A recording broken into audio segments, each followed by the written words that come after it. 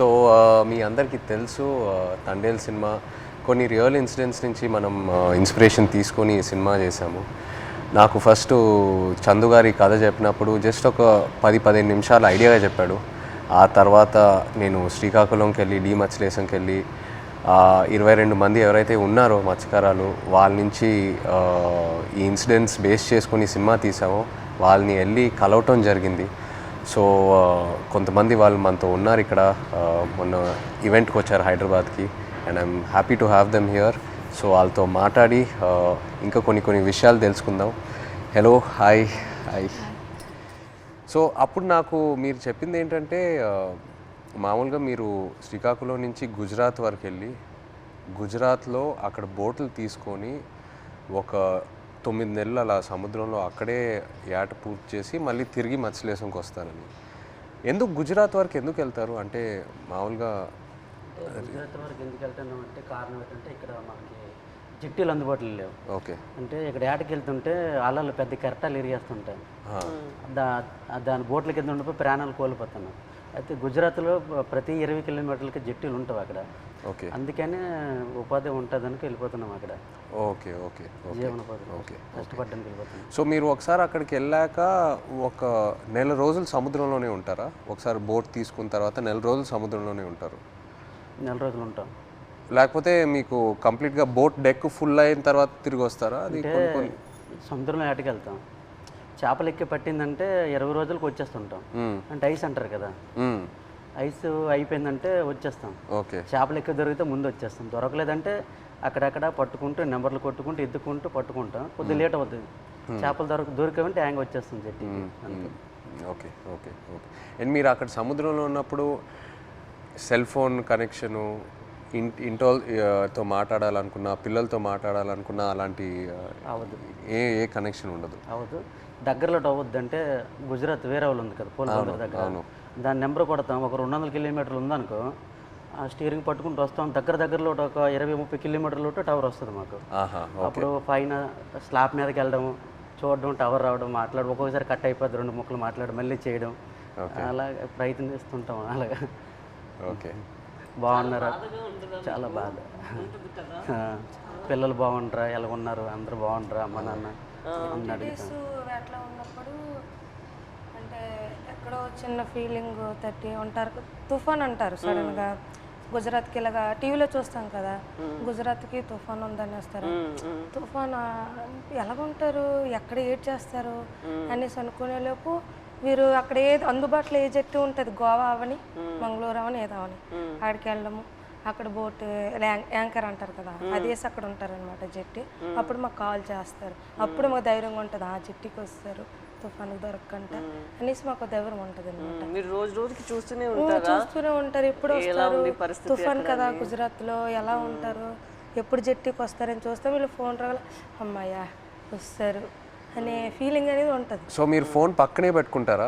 Phone అయితే పక్కనే ఉంటుంది. తుఫాన్లు అయినప్పుడు అయితే కరెక్ట్గా వచ్చినప్పుడు ఫోన్ అయితే ఇంట్లోనే ఉంటుంది, ఎప్పుడు ఫోన్ చేస్తారో తెలియదు కదా. అదే ఏట్లో ఉన్నప్పుడు నార్మల్ టైం, తుఫాన్ లేని టైంలో ఏట్లో ఉంటారు కదా, 30 డేస్ అయ్యగల ఇంక కాల్ వస్తుంది, పక్కన పెట్టుకోండి. కాల్ 30 డేస్ కానీ 1 డే అవతలైనా ఇంకా టెన్షన్ అనమాట, ఎందుకు రాలేదు, ఏమైంది అని. సో టెన్షన్ అనేది వచ్చేస్తుంది అనమాట. ఒక్కొక్కసారి అయితే ఎమోషనల్ అయిపోతాం. మన సినిమాలో కూడా సాంగ్ మోంటాజెస్లో ఉంది కదా, the calendar where you'd keep. So ఆ 30 డేస్ అక్కడి నుంచే ఆ చిన్న ఆ మూమెంట్ తీసుకున్నాం మీరు చెప్పిన దాన్ని బట్టి. అంటే మనం ఫిల్మ్లో కూడా ఒక సీక్వెన్స్ ఎలా పెట్టాం, ఎన్ని రోజులు అయిపోయిన తర్వాత ఎలా కొంచెం చేతులు ఉణుగుతున్నాయో తెలుసా అని. సో ఒకవేళ 30 రోజుల్లో ఫోన్ రాకపోతే అంటే అక్కడ వాళ్ళని కాంటాక్ట్ చేయడానికి ఏదైనా మీకు ఎమర్జెన్సీలా ఏదైనా నంబర్ ఉందా? ఏమీ లేదు, ఏముండదు. సేట్తో మాట్లాడాలని, సేట్లు ఉంటారు కదా వీళ్ళకి బోటుకి సంబంధించి, వాళ్ళతో మాట్లాడితే వాళ్ళ భాష మనకు తెలియదు, వాళ్ళ భాష తెలియదు కాబట్టి వాళ్ళకి మనం ఫోన్ చేయలేము. ఆ భాష వచ్చినంటే మన దగ్గర ఉంటారు. ఆ భాష వచ్చిన వాళ్ళందరూ గుజరాత్లో ఉంటారు కదా, జెంట్స్ మొత్తం గుజరాత్లో ఉంటారు. ఓన్లీ లేడీస్ ఇక్కడ ఏదో కూలి పని చేసుకొని చేపలు పట్టుకొని వెళ్ళి అమ్ముకోవడం, కానీ ఇక్కడ మా లేడీస్ ఉంటాం అంతే. మాకు ఇది తప్పించి వేరే వృత్తి అయితే రాదు, చేపల వృత్తి. ఎప్పుడైనా ఇంత ఒక దేశానికి తెలిసిపోయింది ఇలాగా 22 మంది మత్స్యకారులు దొరికిపోయారని. కానీ మళ్ళీ మేము అదే గుజరాత్కి వెళ్తాను మ్యాచ్ చేయడానికి తప్పదా, మాకు అదే ఉపాధి అంతే. మీకు ఎలా తెలిసింది ఆ రోజు ఎలా వాళ్ళు అక్కడ దొరికిపోయారు అనేది? నేను 7 మంత్ ప్రెగ్నెంట్ పాప అప్పుడు కడుపులో ఉంది. కూర్చున్న అలా ఫోన్ వస్తుంది, 29 days అయింది అప్పటికి.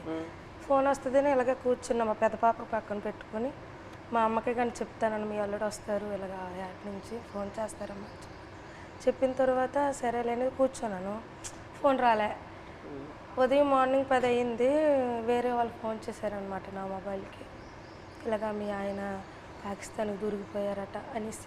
వేరే వాళ్ళంటే ఎవరు ఫోన్ చేశారు? అది గుజరాత్ నుంచి, మా ఊరు నుంచి వలస వెళ్ళారు కదా, అక్కడి నుంచో ఒక బోటు జట్టికి వచ్చింది. వీళ్ళు దొరికిపోవడం చూసిన బోట్ అది, కలర్ చూసారు ఆ బోటులో ఉన్నోళ్ళు, మీ ఆయనకి పాకిస్తాన్లో పట్టుకుని వెళ్ళిపోయారు అని చూసిన వాళ్ళు నాకు వచ్చి ఫోన్ చేసి చెప్పారు.